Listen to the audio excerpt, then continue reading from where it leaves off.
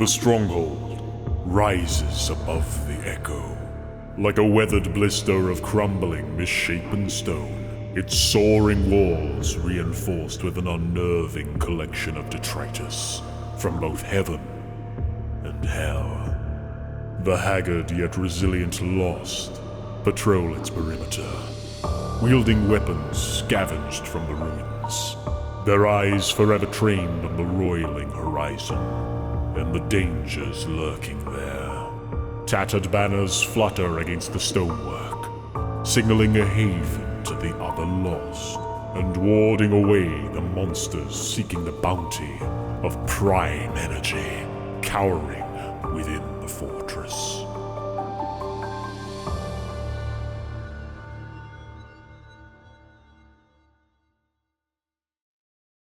Hey everybody, welcome back to Black Magic Craft. I have exciting stuff to share with you in this video.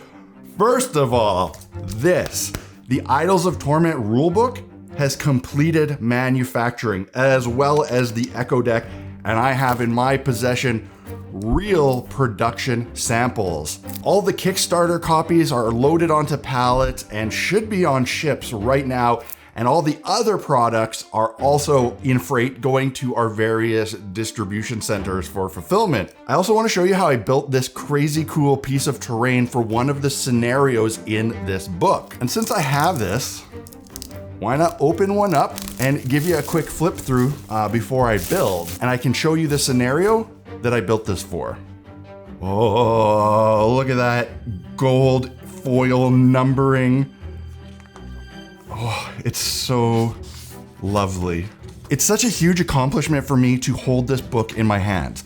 Not only because it is the end result of a ton of work between me and my partner JP creating an original game, which is no small undertaking. Doing all the rules, the writing, all the artwork, it's crazy. But I'm also very proud of it because I laid out this entire book myself and did all the design and a ton of the artwork, and I've never done that before. So it's a big relief and gives me a big sense of accomplishment to actually have it worked out this well and be exactly, what I hoped it would look like. The print came out absolutely beautiful. This is a very nice book. We are very proud of it. This book has a big section on lore in the setting, and then the main part is the rules. And then we also have some scenarios. If you don't want to play standard games, you want to play some interesting scenarios. And then at the back, there's also the hobby section about building terrain for this game. So in the scenario section, there is one in particular called the Stronghold. And it requires a specific piece of terrain to fill up one section of the board, a big 12 by 12 stronghold building with openings. I didn't have something like this, and I wanted to make a great piece of terrain to play this scenario. So I came up with this, and it also looks really good, and I'm really proud of it. And I'm excited to use it to play out this scenario. If you're interested in playing this game, the PDF version of this book is available now on myminifactory.com as well as Wargame Vault, and all of the STL files for the minis are available there as well. But remember, you can use whatever minis you want or kit bash your own. We do have plans to make all this physical stuff available to the general public as soon as the Kickstarters have their copies. We want to make sure they have theirs first. So for now, go check out the PDF, dig into the rules, see this great setting, and start making stuff like this for it. I started with a big block of high density XPS foam. Now you can get these blocks pre-cut from my foam supplier if you're in the US. There's a link in the video description. The first thing I needed to do was cut down the height of this block to the max height that would fit under my Proxxon arm. The height of the walls didn't need to be specific, I just wanted them to be as high as I could possibly get out of one single piece. then selected a random thickness for the wall. This was not done with a measurement, but visually. My finished building needed to be 12 inches square, so I was using a block that was long enough to give me that length. I considered using foam texture rolling pins to put some brick or stone patterns on the walls, but none of the patterns felt right for a monolithic, biblical-inspired structure. I thought it would look better with large rectangle stones. Now, unfortunately, I don't know any shortcut to do this. It's a pretty slow task of just laying out and cutting grout lines every inch, then transferring those same lines to the other side since, those would also be exposed. The really slow part is laying out and cutting the vertical offset grout lines, and you need to take your time with this so you don't mess up the pattern. And to make those grout lines more prominent, I run a pencil in each cut. This will also slightly round the edges of the stones, giving things a more realistic 3-dimensional look. For more texture, I just indented the face of the foam with a big stone from my backyard. Eventually I had all of them done, but felt that it needed some more texture, some smaller scale, like little dents. So I crumpled up a fresh ball of aluminum foil to add another layer of grainy stone texture. So my building was meant to be 12 inches square, and my foam brick that I used was 12 inches long, leaving me with 12-inch long walls. Perfect, right? Well, not quite. If I were to assemble it like this, my structure would end up being too big due to the thickness of the walls. Now, I don't normally care about sizing being super specific, but this was a piece for a scenario with rules that were based on a certain size building, so I wanted it to be accurate. I considered mitering the corners, but felt it would be better to create large pillars that the walls could butt into. This would be stronger, and I think look more interesting too. So I picked a width for the pillars and cut the walls shorter by that amount so that they would fit between them, giving me a final outside dimension of 12 inches by 12 inches. Now this scenario also called for the structure to have 3-inch wide openings in the middle of 3 of the walls. So I laid that out, going with a pointed arch with the intent of adorning it with some pillars afterwards. Now to keep things efficient, I stacked all 3 walls on top of each other and cut them at the same time. This is a bit tricky to do and hard to do accurately, so I wouldn't advise this if you need really perfect cuts, but in a case like this, I could get away with it since any damage on the structure would look fine. The pieces of the wall that I had cut off were actually perfect to use as some pillars beside the doors. I just needed to continue the brick pattern on 2 more of their sides. From this point on, I went into free-form build mode, attaching pieces, then deciding what was needed to build things out, cutting, layering. The goal was to have it all look properly finished, have a cool, somewhat ancient vibe,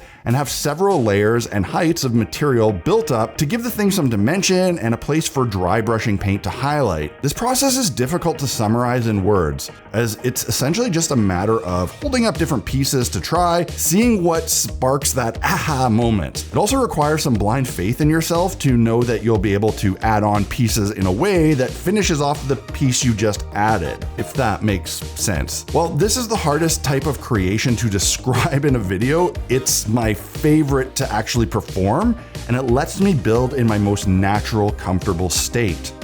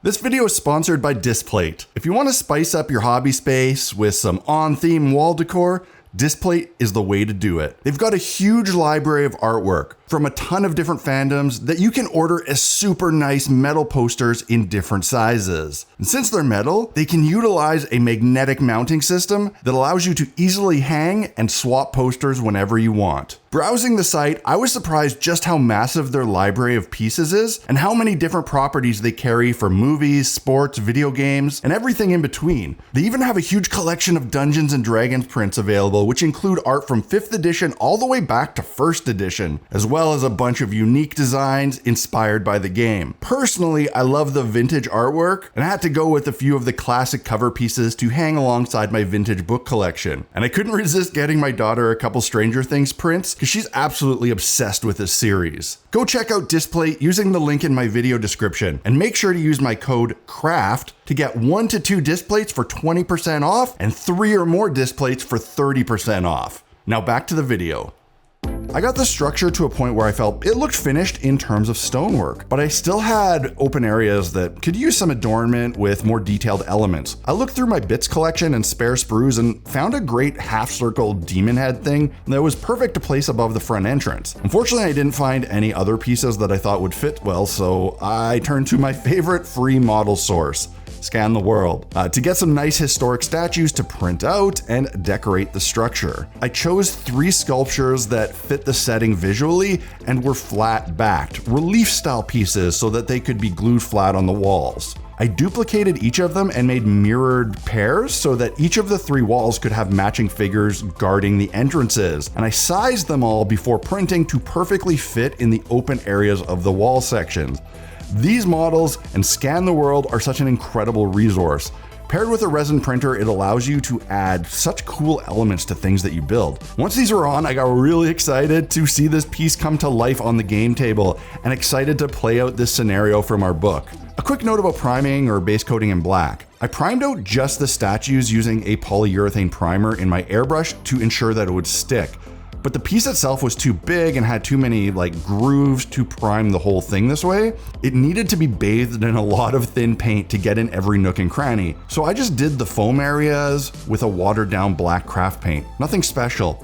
I felt no need for anything more durable in this case since this piece was pretty chunky and strong. I gotta say though, I don't enjoy this step. It's so tedious, and no matter how hard you try, you always end up missing areas. However, once you're done, you are left with a perfect flat black surface with lots of tooth to it, which is great for applying your paint. And I wanted to try something slightly different on this one. With most Idols of Torment terrain, I've used a method of airbrushing followed by dry brushing. But I wanted to see how it would work if I painted only with dry brushing. This isn't something I would have been able to attempt on a lot of the previous builds that I have done for Idols, because they usually contained a ton of fiddly, delicate pieces that would likely break off with an aggressive dry brushing.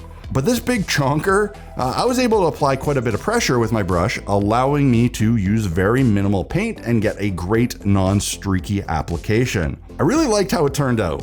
At this point, I wanted to add some pigment powder like I've done on all my previous Idols pieces. This is the thing that ties them all together. But I was actually out of the stuff that I made from the pastel sticks previously, so I went to my local art supply store to get some more, hoping I could just buy individual colors I wanted rather than large packs with colors I'd never used. While there, I found this super cool product called Pan Pastel, and these were essentially the same kind of pastel that I used for the pigment powder, but in these little makeup style dishes. And they were compacted, but you could put a brush on them to pick up the powder, then apply it to your piece, allowing you to actually paint with it rather than just dusting things up. These were a godsend because they could be purchased individually in the colors I wanted, and there's no prep work. They're just ready to use. Now, putting these on was such an incredible experience. I felt like I unlocked some amazing secret. I'm guessing someone else has already done this, but I've never seen it done, and given how awesomely it works, I can't believe it's not a more common method. I feel like it looks good with minimal effort and skill, but could look incredible if used by a master painter that really took their time with the medium.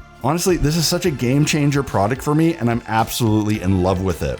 This build turned out great in every way for me. I love realizing in 3 dimensions a physical structure envisioned within our book.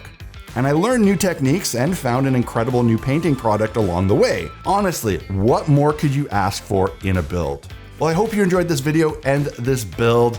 Again, I am so proud of this book, this huge accomplishment. I mean, look at that. Isn't that neat to see that sitting there with these classic books? Oh, it's such a good feeling. If you want some more great Idols of Torment content right now, go check out this video that also came out today from my buddy Troy at Facility D20. He did a crazy challenge to get ready for playing this game. If you like this video, let me know in the comments, hit the like button, share it around. If you like these videos that I make, the best way you can help me keep making them is by supporting the channel on Patreon. And again, if you're interested in this game, the rules are available to download now. Check out idolsoftorment.com, get your copy. I promise you it's actually a very good game and a beautiful rulebook. Cheers, I'll see you again next time.